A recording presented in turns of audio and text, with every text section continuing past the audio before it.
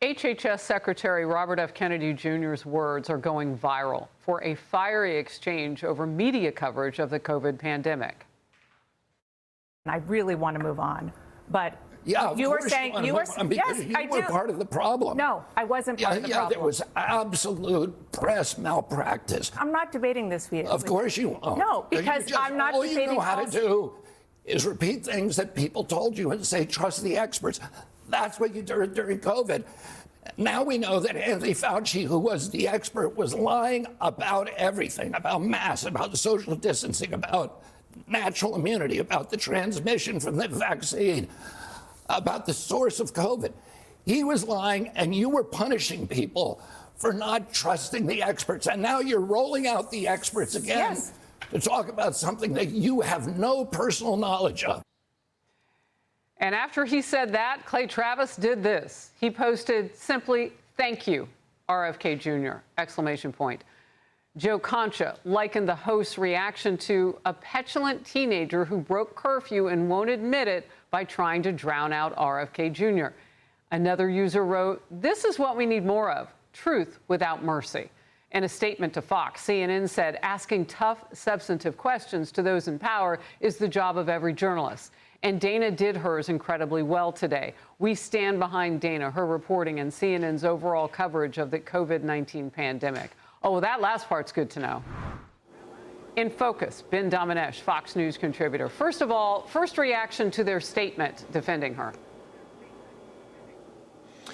I mean, I don't know what they were watching because that's not what I heard at all. It's certainly not what I think America heard or saw. And I think that when it comes to the revisionist way that CNN is trying to approach their coverage of COVID, RFK, I think, in this moment was channeling a lot of people who feel like, when we look at the list of people who we believe ought to be held accountable, that list doesn't end with government officials and bureaucrats like Anthony Fauci. It's a much longer list, and it includes the people who, style themselves as being the most, trusted newsmakers and reporters, people who are going to report the truth and not, hold anything back. And instead, what did they do? They went along with so many different lies that we now know about. And thanks to the, release of his diaries, we know that Anthony Fauci himself knew about. And so, look, I think that this is the kind of thing where we need a whole look at this media reporting approach that was used during COVID.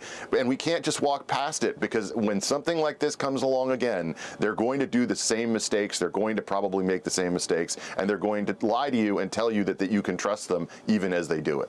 Look, the first part of what you just said in that last sentence, they're going to make mistakes. We're human. Of course we are. We hadn't seen that since 1918, and we didn't even have antibiotics for the Spanish flu until much, much later. 50 million people died across the world. This situation was different. So they made some mistakes, and we get that. It's the lying part that we cannot live with as the American public or across the world, because as he said, he was the most famous in his diary, and we only know that because that was part of what they scooped up here in Congress, that he was the most famous person in America because of what he was doing and thereby around the world. Yeah, I mean, I love that he was, writing things in his diary about, had a great podcast today with noted actor Alec Baldwin. It's like, come on, man, what are you doing? This is, look, I look at this whole scenario and I view this as on the one hand, mistakes at the beginning when we didn't know what was going on, but then to stop asking any of the questions that you ought to have been asking once you started to have all these pieces of information, these news, the different reporting that came out that showed that this was not behaving the way that people like Anthony Fauci said it was behaving, that all those different questions should have been raised at the time. And many people, including people on our network, were raising questions about that, from the get-go, about things like the origin of this virus. And at the time, it was places like CNN that were criticizing, even questioning that. How dare you suggest that this could be a lab leak? How dare you, go against the science, in this case, represented by people like Fauci?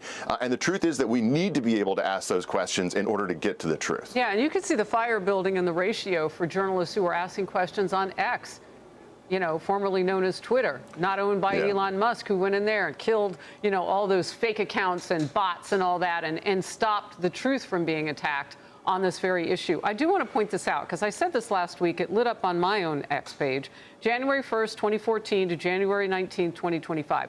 That's what the presidential pardon covered for him. Here's what it didn't cover. It doesn't protect Fauci from prosecution for conduct outside of that covered time period. So whatever he did like the next day on that January, not covered. It doesn't cover state criminal prosecutions or future crimes. And this may have been why he took the fifth, pled the fifth 111 times. It doesn't protect him from prosecution for perjury. So had he lied up there, he would have been in trouble. But you know what? The state attorneys general now in Louisiana, Alabama, and Florida heard that state part, and they've now announced investigations into Dr. Fauci. Former President Joe Biden granted Fauci that pardon before he left the White House, but it didn't protect him from this. Here's Governor Ron DeSantis. This is a guy that was drinking his own Kool-Aid. He was venerated by the media. I think he liked the fact that he had a lot of this informal power when he was issuing these recommendations and telling governors and mayors to do some of the draconian things that were actually done. It had a really negative effect on a lot of societies throughout this country. You had businesses reeling, people's liberties curtailed, and kids left on the sideline unable to access education. Ben, pick it up. I think that one of the things we should understand about this is that this power, this pardon power, was being used in ways that it should never have been used, sweeping so many different things under the rug, or attempting to do so, and in this blanket fashion where, you know, it's not even a situation where he was accused of or convicted of a crime. I believe that these states have every right to pursue this, and that they ought to. They should do everything in their power, because we know so much now that we didn't know back in the day, and we are only increasingly getting more knowledge about how false he played this situation, how much he profited from it.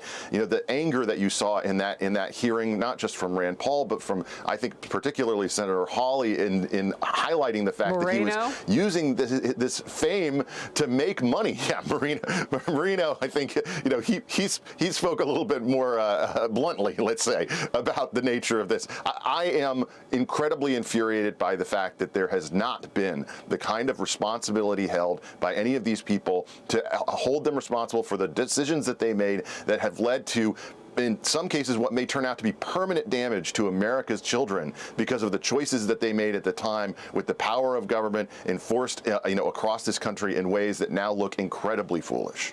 And what kind of cover-up were the footprints in the sand of his connective tissue to China when all of this is going on, gain of function, all that? That all came up, to know more about that. He took the fifth.